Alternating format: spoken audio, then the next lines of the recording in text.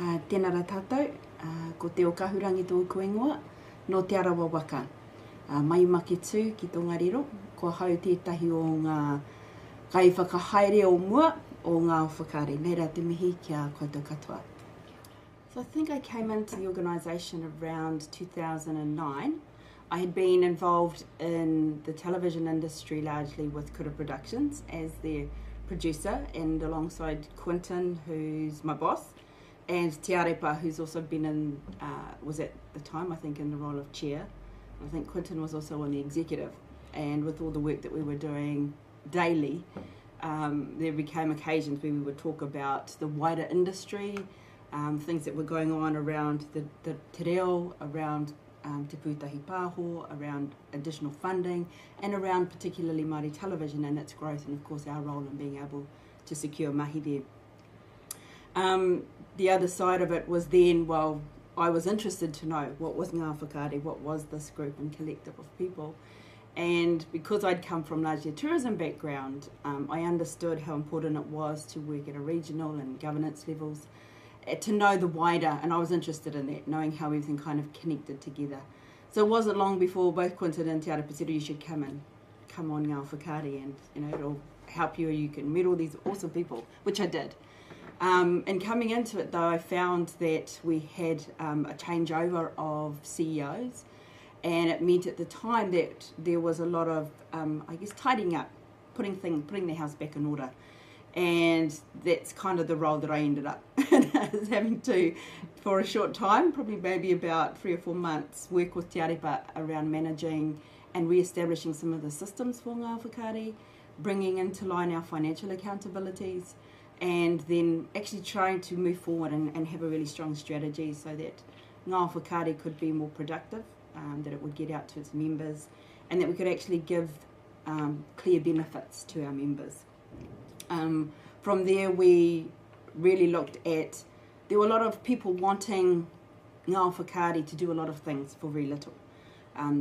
Te pūtahi pāho, te māngai pāho, Māori television all felt, well, this is the informal collective, this is a body that's membership driven, so if we want anything to do with the industry, we suggest that we can facilitate, or you can facilitate that.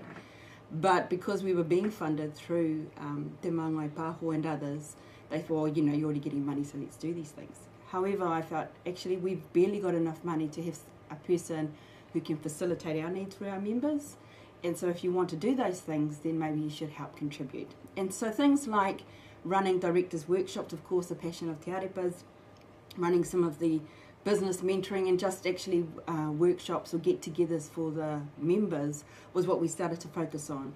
And to focus on regional development, so areas like the far north, Hokianga, we started to have the film workshops there. We had ones in Rotorua, Rotorua of course being a very good stronghold of people in the industry, and then working to the south in terms of Te Waipounamu, and of course Wairoa was still there, and we had areas growing in Waikaremoana as well. So we had a lot of interest. The minute we started to say we want to develop regionally, that's where we put our focus and put the impetus as having someone based in Auckland that could facilitate a lot of the communications, but then facilitate those workshops alongside our membership, because we are a small membership, we are a small industry in relation to the wider screen industry, and you'll find that a lot of the same people are movers and shakers in the wider field of the screen industry.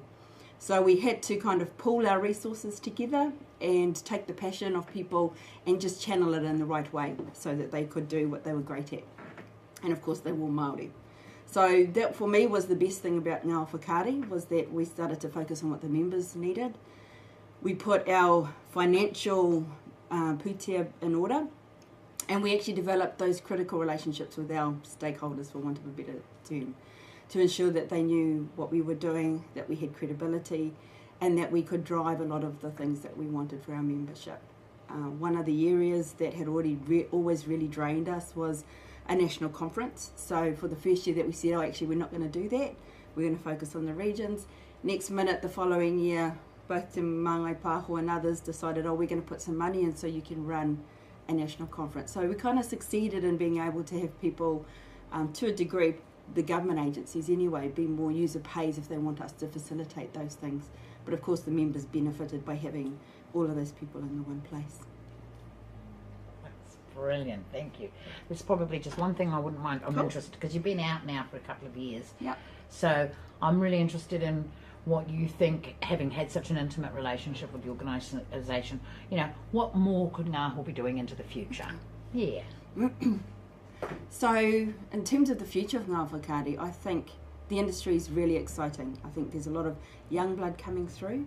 Those of us a little more old hands in the industry maybe now are able to support and mentor some of those things. The great thing about the screen industry is that you can actually keep working in it for quite a long time, either in front of the camera or behind the camera. And Ngā Whakaari has that ability to really pull people together. I think the age of technology, this being an example, where people can access kōrero and history and support, is really important part of what Ngā Whakaari can do. And of course to support the wider industry, being advocates of kaupapa Māori, of te reo Māori, across all the forums that government may require, and also of course pooling together workshops and other opportunities where we can be coaching others of the next generations coming through. Probably in terms of a personal thing of mine is where, having grown up with pakeke, that often we have the young ones come in and say, oh, it's ready to move on, neke atu. But actually I think it's really important that they learn to work side by side, because there's never things that you'll learn straight off the bat after just a couple of years. It's really something that only experience will teach you, and that you need to take those gems while they're still around, because a tōna wā kua ngaro haere tērā momo taonga. So yeah, I think Ngā Whakaari is something that we can keep to facilitate the access to our people, to develop the regional growth and see our tribal areas flourishing with films and short films and more television, and really to be creative, to see more of ourselves on television and in the film industry celebrating te ao Māori.